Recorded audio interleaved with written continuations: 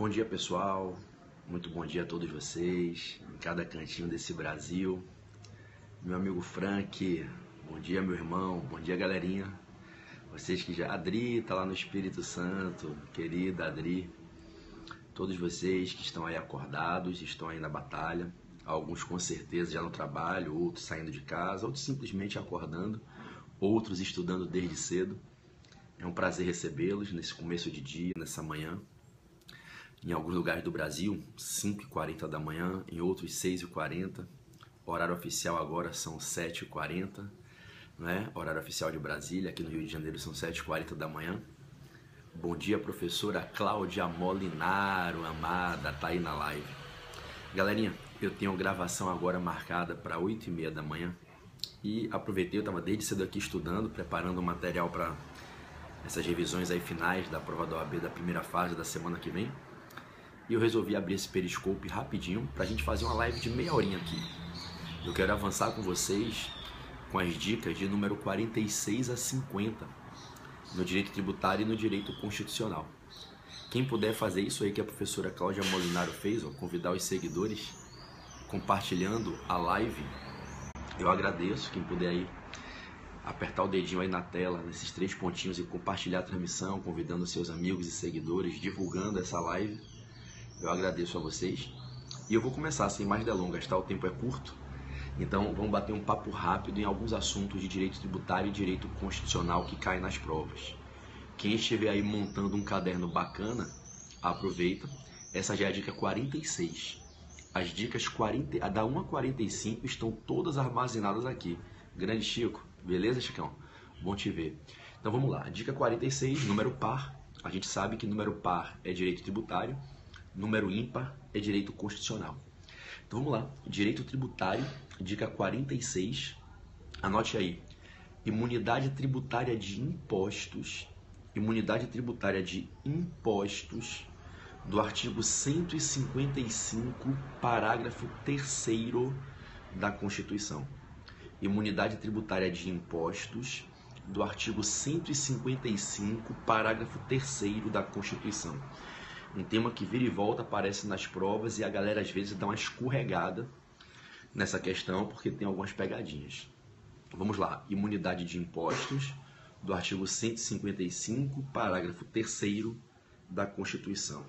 Gente, o artigo 155, parágrafo 3º, ele vai estabelecer que na circulação, na comercialização de 5 bens, na verdade, são 4 bens e um serviço. 5 bens, lato sensu falando, os únicos impostos que podem incidir são o ICMS, o imposto de importação e o imposto de exportação. O ICMS, o imposto de importação e o imposto de exportação. Então, vejam, olha que bacana, a Jandira compartilhou e a Raíssa está presente na live. Que legal, bacana, né? Então, há, do verbo haver, um rol de 5 bens que podem aparecer na sua prova. E esses 5 bens que eu vou falar aqui, eu vou falar repetindo para você poder anotar. Caso você leia na questão que está ocorrendo a circulação desses 5 bens, a circulação desses 5 bens só pode ser tributada com ICMS e se houver importação ou exportação, imposto de importação e imposto de exportação. Nenhum outro imposto pode incidir quando esses 5 bens circulam. É muito comum na prova que a banca narre uma historinha em que um desses 5 bens está sendo comercializado. E indague se é possível a cobrança do IPI, se é possível a cobrança de outros impostos. E você vai dizer que não, que somente pode incidir ICMS e se for uma importação ou exportação desses bens, um contrato internacional de fornecimento desses bens, imposto de importação e imposto de exportação, ok? Então, salvo IE e ICMS, nenhum outro imposto pode incidir, Cezão, na comercialização desses 5 bens. Quais são esses 5 bens? Vamos anotar? Anote aí no seu caderno, é a dica 46, anote aí. Combustíveis, energia elétrica,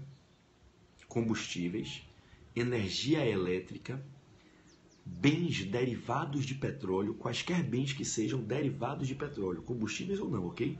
óleos, lubrificantes, bens derivados de petróleo. Então, repetindo, combustíveis, energia elétrica, bens derivados de petróleo, minerais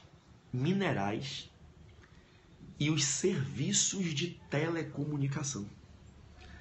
Esses 5 bens eu vou repetir. Se na sua prova aparecer uma questão narrando a circulação desses 5 bens, eu vou repetir. O único imposto que pode incidir dentro do Brasil é o ICMS. E além do ICMS, pode incidir imposto de importação ou de exportação, se houver importação ou exportação desses bens. Quais são os 5 bens? Vamos lá? Energia elétrica, combustíveis, bens derivados de petróleo, minerais e serviços de telecomunicação. Então, se você estiver lendo uma questão na sua prova, afirmando que está sendo vendido combustível, que se está comercializando um mineral, que se está comercializando energia elétrica, se está comercializando um bem derivado de petróleo ou um serviço de telecomunicação, só podem incidir ICMS, II e IE. Normalmente, confia no que eu vou falar agora. Como é que a banca faz a questão? Ela constrói uma historinha dizendo que um determinado estabelecimento industrial, uma indústria, uma fábrica, industrializou mineral, industrializou combustível, industrializou um bem derivado de petróleo, um lubrificante, um óleo feito com petróleo e está comercializando. Para você pensar que vai incidir o IPI, porque o IPI incide exatamente quando se industrializa um bem, transformando-o em produto industrializado e se comercializa.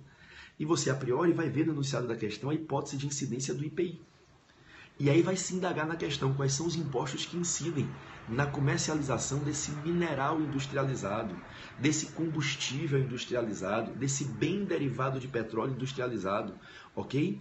E aí vai ter uma letra A dizendo incide o IPI, uma letra A dizendo incide uma letra B dizendo incide ICMS e IPI, e uma letra C dizendo incide apenas o ICMS. E o que é que você vai marcar? Que incide apenas o ICMS. Porque o artigo 155, parágrafo 3º, proíbe a incidência de outros impostos que não sejam o ICMS, o imposto de importação e o imposto de exportação, quando se comercializam esses 5 bens: minerais, combustíveis, energia elétrica, bens derivados de petróleo e serviços de telecomunicação. Ok? Para que a gente encerre essa dica 46, fique esperto, porque o que se proíbe é a incidência de outros impostos e não de outros tributos, outros impostos. Então, quando circula mineral, energia elétrica, bens derivados de petróleo, combustível e serviços de telecomunicação, o que não pode incidir além do ICMS e IE são outros impostos. Então, olha o exemplo que eu dei, não pode incidir o IPI, por exemplo. Agora, cuidado, porque o artigo 155, parágrafo 3º, não proíbe a incidência de contribuições especiais. Então, pode ser que a banca, na maldade, coloque lá a circulação dos combustíveis. Na circulação de combustíveis, incide uma contribuição especial, que é a CID dos combustíveis. A APB, mas o artigo 155, parágrafo 3º, diz que na circulação de combustíveis e dos outros 4 bens que a gente está vendo aqui, só incide II, IE ou ICMS, no campo dos impostos. O que o artigo 155, parágrafo 3º, diz é que não incidem outros impostos. É uma imunidade de impostos. Olha como é que eu ditei o nome da dica 46. Imunidades de impostos do artigo 155, parágrafo 3º. Então, se cair na prova, é possível a incidência de contribuição especial na venda desses bens? É. Nenhuma proibição. Inclusive, a Constituição expressamente autoriza, quem quiser tomar nota, a Constituição expressamente autoriza, quem quiser anotar, caneta na mão. No artigo 177, parágrafo 4º, artigo 177, parágrafo 4º, a incidência de uma contribuição para custear intervenções no domínio econômico, uma CID, na comercialização de combustíveis. Então, na comercialização de combustíveis, além do ICMS, incide também uma CID. A imunidade é de impostos. Estamos juntos? Por fim, nessa mesma linha de reflexão, se um determinado empreendedor, um determinado estabelecimento comercial, comercializa mineral, energia elétrica, combustível, bens derivados de petróleo, serviços de telecomunicação, além do ICMS, ele vai se sujeitar a outros impostos? Não. Salvo se estiver exportando, aí paga imposto de exportação, ou importando, paga imposto de importação, certo? Sobre o faturamento que esse empresário ofere quando comercializa esses bens, a receita que entra no caixa dele, o lucro líquido que ele tem no final do ano, podem incidir contribuições sociais? Podem. A imunidade do 155, parágrafo 3º, é para impostos. Então, cuidado, cai na prova. Estabelecimento industrial industrializou combustível, industrializou bens derivados de petróleo, industrializou minerais e comercializou. Quais tributos ele deve recolher? Deve recolher ICMS? Deve. Deve recolher IPI? Não, porque outros impostos não incidem na circulação desses bens. Deve recolher COFINS sobre o seu faturamento? Deve. Contribuição social sobre o seu lucro líquido? Deve.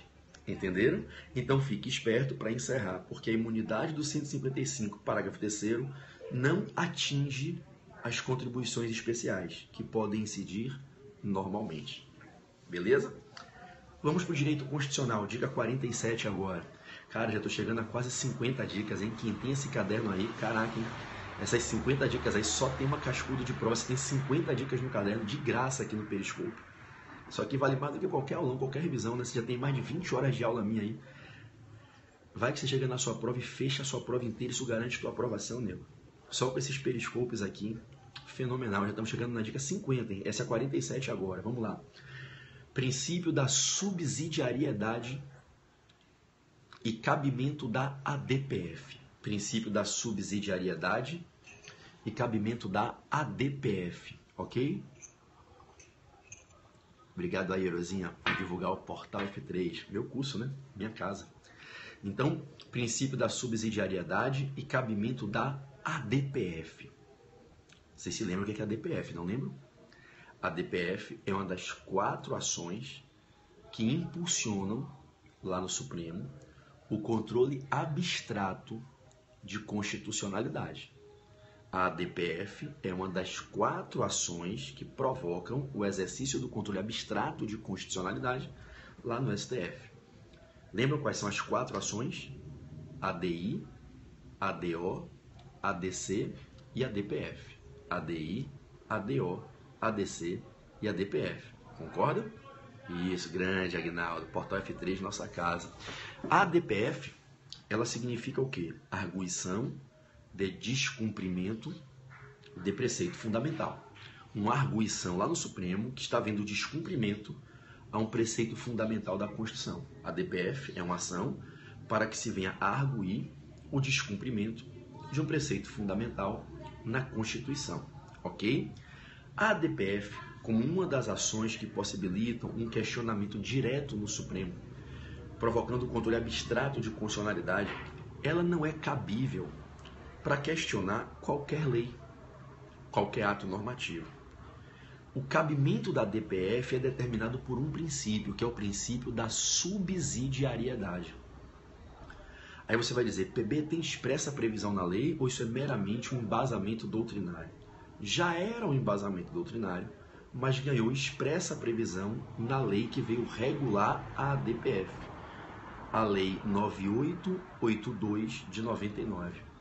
Então, existe expressa previsão na Lei 9882 de 99. Obrigado, melhor professor de constitucional do Brasil. Poxa, muito obrigado. Tem tantos colegas aí que arrebentam também em constitucional. Fico honrado com o carinho de vocês.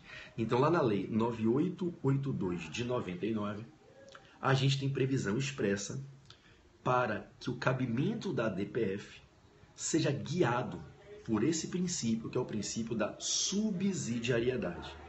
E a banca pode indagar o que significa esse princípio. Afinal, entendê-lo é conhecer quando é que cabe o uso dessa ação, que é uma das mais importantes ações no direito constitucional, a ADPF.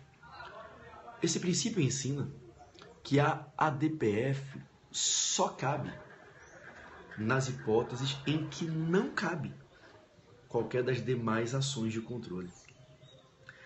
A ADPF, ela fica guardadinha, ela fica em cima do muro observando os atos do poder público que violam a Constituição. E a ADPF fica olhando e diz, ainda não é o momento de eu entrar em cena, porque ali cabe uma ADI. ali poderia se discutir através de uma ADO que essa omissão é inconstitucional. Ali, diante daquela controvérsia judicial sobre a validade de uma lei federal, cabe uma ADC. Então, enquanto couber ADI, ADO e ADC, não cabe a DPF. A DPF ela é uma ação cabível para levar ao Supremo questionamentos em situações em que não caberia ADI, ADO e ADC.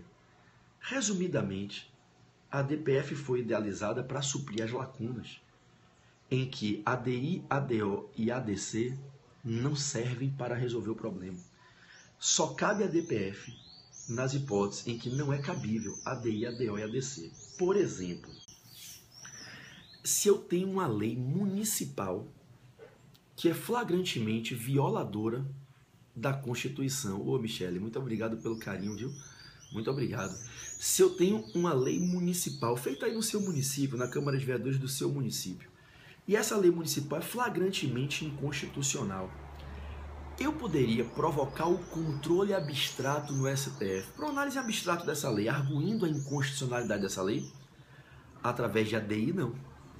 Porque na ADI, ação direta de inconstitucionalidade, Nanda, na ADI eu não posso atacar leis municipais. O objeto da ADI é restrito a leis e atos normativos com força de lei federais, estaduais e do Distrito Federal em matéria estadual. Perceba que se eu quero questionar que uma lei municipal é inconstitucional, eu não posso fazer isso por ADI. Então não é cabível a ADI. Se eu quero arguir a inconstitucionalidade de uma lei municipal, uma lei que existe, uma lei que foi feita, não é hipótese para ADO, porque eu não tenho uma omissão, nem omissão total, e vamos imaginar que não seria um caso de omissão parcial. Então não seria um caso para ADO, até porque a lei municipal não seria atacável por ADO nunca. Se eu quero arguir a inconstitucionalidade dessa lei municipal, mostrar ao Supremo que essa lei municipal viola a Constituição, que aquele poder legislativo daquele município, com a sanção do prefeito, fizeram uma lei violando a Constituição, se eu quero arguir inconstitucionalidade, a ação adequada não é a ADC. A ADC é para pedir que se declare a constitucionalidade de uma lei federal que está sendo objeto de controvérsia judicial em diferentes tribunais em que se está ora declarando a consti, ora a inconstitucionalidade. Correto, Jussiara? Lá de Teresina, minha amiga querida. Então, não cabe ADI, não cabe ADO, não cabe ADC. Sobrou quem? A DPF. Cabe a DPF para arguir que essa lei municipal é incompatível com a Constituição? Cabe. E por que vai caber? Porque não cabe nenhuma outra ação de mesma categoria. Ação de controle abstrato, de processo objetivo. Aí cabe a DPF. Eu só teria o trabalho como advogado ali do partido político, da confederação sindical, da entidade de classe de âmbito nacional, de mostrar que a lei municipal viola algo na Constituição, parâmetro específico do controle, que deve ser entendido como um preceito fundamental constitucional. Se a norma constitucional violada pela lei municipal puder ser enquadrada nesse conceito abstrato de preceito fundamental constitucional, vai caber a DPF. Cabe a DPF todas as vezes que certo ato do poder público não questionável por ADI, ADO, ADC se revelar incompatível com a norma constitucional que se enquadra no conceito de preceito fundamental. Outro exemplo da subsidiariedade. Imaginem que eu quisesse arguir a inconstitucionalidade de uma lei federal. Aí você vai dizer, ADI, calma, uma lei federal anterior a 1988. Eu quisesse arguir que uma certa lei federal anterior a 88 se tornou incompatível com a Constituição da República de 88. Mostrar que com a chegada da Constituição, certa lei que já existia é incompatível com um determinado dispositivo constitucional. Pergunto, eu poderia ajuizar uma ADI para questionar uma lei federal anterior à Constituição? Nunca. Na ADI, o objeto a ser questionado tem que nascer depois do parâmetro a ser protegido. Na ADI, aquela lei federal, aquela lei estadual que vai ser questionada tem que ser posterior, tem que ter nascido depois do nascimento da norma constitucional que se quer demonstrar estar sendo violada. Então, eu nunca poderia ajuizar uma ADI para questionar uma suposta incompatibilidade de uma lei anterior a 88 com a Constituição da República. Então, não cabe a ADI, porque o objeto da ADI, repito, é limitado. Se eu percebo que não cabe a ADI para questionar uma incompatibilidade do Código Tributário Nacional, que é de 1966, o Código Penal de 42, de 40 e 42, CLT e o Código Penal 40 e 42, da Lei de Ação Civil Pública de 87, da Lei do Estatuto da Terra de 64, do Estatuto do Índio de 73, da lei que rege o mercado financeiro de 64, da lei que rege a diretriz orçamentária de 64. Então, enfim, a lei de ação popular, se eu quisesse questionar uma lei federal anterior a 88, dizendo que ela ficou incompatível com certa norma da Constituição de 88, eu não poderia fazer por ADI. Se eu tenho a lei violando a Constituição, eu não poderia fazer por ADO, porque não é um caso de omissão. Não seria inconstitucionalidade em razão da omissão, de não se fazer uma norma regulamentadora da norma constitucional carecedora de regulamentação. E se eu quero pedir inconstitucionalidade, não é um caso para ADC. Então, se não cabe ADI, não cabe ADO, não cabe ADC, vai caber quem? A DPF. A DPF, meus amigos, só cabe para questionar atos do poder público incompatíveis com o preceito fundamental constitucional, quando esse questionamento não puder ser veiculado por ADI, ADO e ADC. É por isso que eu ensino a vocês, principalmente no meu curso de controle de constitucionalidades, seja na isolada de direito constitucional, seja no módulo que eu faço durante a preparação lá do coaching exame de ordem, no coaching para concursos públicos, no meu curso que é completo de segunda fase de direito constitucional no exame de ordem, que é um puta curso de constitucional, eu sempre explico para os alunos, para você saber o cabimento da DPF, você primeiro tem que saber o cabimento da ADI, da ADO e da ADC. Porque sabendo o cabimento de ADI, ADO e ADC, você vai saber aonde não cabem essas ações. E aí nasce na sua mente a percepção do cabimento da DPF, ok? Então, resumidamente, uma dica aqui de alguns minutos, 10 minutos, essa é a ideia do princípio da subsidiariedade que determina a admissibilidade da DPF, ok? Essa foi a dica 47. Vamos para a dica 48 e vamos voltar para o direito tributário. Dica 48, direito tributário, progressividade sancionatória. Dica 48, progressividade sancionatória das alíquotas dos impostos. Progressividade sancionatória, para sancionar, para punir. Progressividade sancionatória, vem cá, Kevin, das alíquotas dos impostos, ok? Ô, Girlene, muito obrigado pelo carinho, viu? Te agradeço. Não sei muito não, sei um pouquinho. Mas dando aula há 17 anos e estudando todo dia, tem que saber um pouquinho, né? Não tem jeito, né? Bom, enfim, então, progressividade sancionatória das alíquotas dos impostos. É o tema de número 48. Gente, a banca pode trazer uma questão indagando se vocês sabem quais são os dois casos em que a Constituição da República, de modo expresso no texto, autoriza que os impostos possam ter alíquotas crescentes, as alíquotas possam aumentar, ficar mais caro o imposto, para sancionar um comportamento ilícito dos contribuintes. Quais seriam as duas hipóteses em que a Constituição autoriza, valeu Rick, estamos juntos, a progressão das alíquotas para sancionar comportamentos ilícitos dos contribuintes, beleza? Ô, gente, obrigado, viu? Se vocês puderem, segurem um pouquinho essa onda aí, porque senão vocês vão me deixar aqui com o meu coração emocionado e não é necessário. Eu sei que vocês gostam de mim, eu amo vocês, senão estaria aqui a essa hora da manhã, né, com vocês, se não fosse por muito amor, né? Ninguém vai passar parte do seu dia sabendo o quão valioso é o seu tempo fazendo isso aqui, se não for por muito amor a tudo isso, amar demais tudo isso, mas não precisa desse bombardeio de elogios, tá certo? Fico envaidecido, né, de coração, mas não precisa, certo? Beijo a vocês. Acho que Giane é de Fortaleza, Verônica, não me recordo se é do Amapá. Muito obrigado pelo carinho de vocês, né? Gia, você é de Fortaleza que tá aí? Se for, né, um beijo grande. Então vamos lá. Marcinha Sanches já botou aqui os dois impostos, ok? Diana lá de Belém do Pará, um beijo. Marcinha já botou IPTU e ITR. Vamos lembrar, Aguinaldo, quais são os dois casos, o caso do IPTU e do ITR, em que a Constituição autoriza o uso de alíquotas progressivas sancionatórias quando dá incidência de impostos? Valeu, Gi, sempre me salvou aquela carona salvadora no final das aulas lá em Fortaleza, no Júris, né? Sexta-feira eu tô chegando aí, sábado tem aula aí em Fortaleza de manhã e de tarde, hein? E sábado tem Gabaritando aqui no Rio de Janeiro, ao vivo o Brasil inteiro. Então, vamos lá. Galerinha, o caso do IPTU primeiro. A Constituição autoriza de modo expresso que os municípios possam, na legislação do IPTU, elevar as alíquotas, ó galera de Teresina, elevar as alíquotas, fazendo com que o IPTU incida com alíquotas progressivas mais caras, sempre que o contribuinte estiver praticando comportamentos no exercício do seu direito de propriedade, no exercício da posse sobre aquele imóvel urbano, comportamentos que sejam violadores da função social que se deve dar no exercício da propriedade, da posse do imóvel urbano.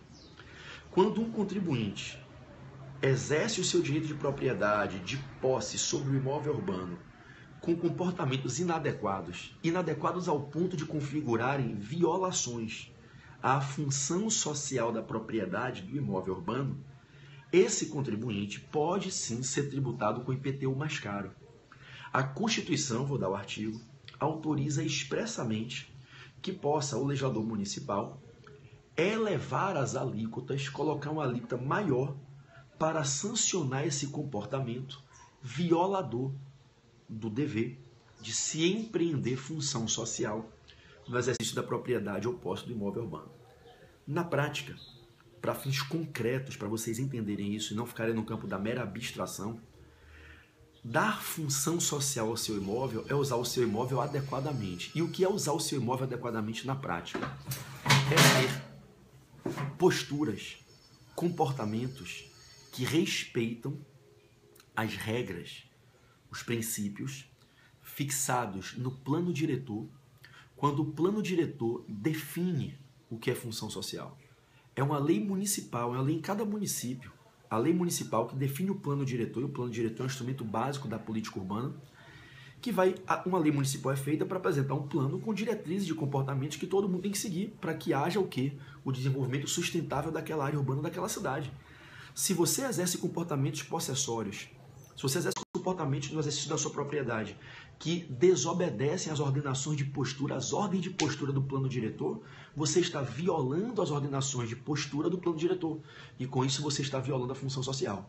Dar função social ao seu imóvel é usá-lo adequadamente. E usá-lo adequadamente significa usá-lo respeitando as regras e princípios, usá-lo respeitando as normas que o seu povo definiu através de representantes aos vereadores, fazendo a lei que estabeleceu o plano diretor da política urbana. Então, quem usa o imóvel dentro das regras do plano diretor, dá função social. Quem usa o imóvel violando as regras do plano diretor, está violando a função social. E aquele que exerce propriedade ou posse, desrespeitando as ordenações de postura do plano diretor, está violando a função social. E aquele que viola a função social pode se sujeitar às sanções urbanísticas, aos instrumentos sancionatórios urbanísticos, dentre eles o IPTU progressivo. As alíquotas podem progredir até um limite máximo de 15%, elas podem progredir e você, então, vai se sujeitar a esse IPTU progressivo sanção. É o primeiro dos dois casos, o do IPTU. Tem o do ITR ainda para eu explicar. Então vamos anotar, anote aí, quem está com a caneta na mão. O artigo 182, parágrafo 4º da Constituição, artigo 182, parágrafo 4º da Constituição, autoriza o uso do IPTU progressivo quando o contribuinte, proprietário ou possuidor do imóvel urbano, exerce a propriedade ou posse com comportamentos violadores da função social da propriedade. Tudo bem, meus amados? Maravilha. A previsão é no artigo 182, parágrafo 4º, inciso 2 da Constituição. 182, parágrafo 4º, inciso 2. E o caso do ITR? O caso do ITR é tranquilo.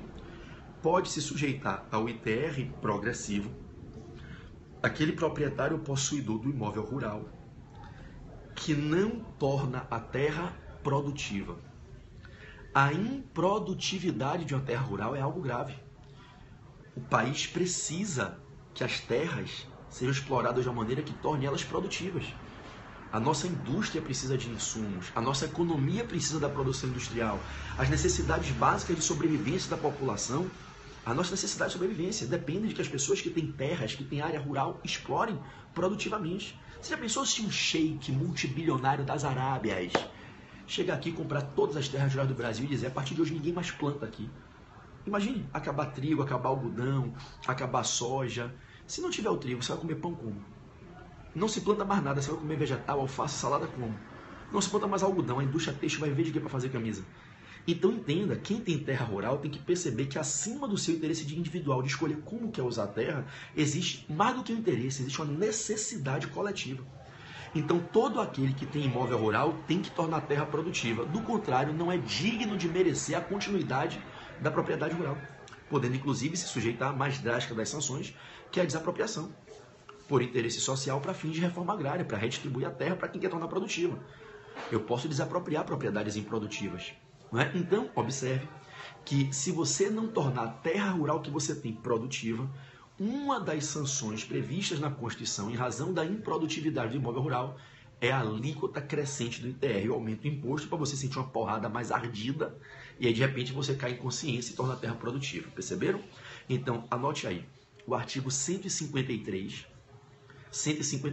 parágrafo 4º, 153, parágrafo 4º, inciso 1, autoriza, 153, parágrafo 4º, inciso 1, autoriza que o ITR possa incidir com alíquotas progressivas para desestimular a manutenção de propriedades rurais improdutivas.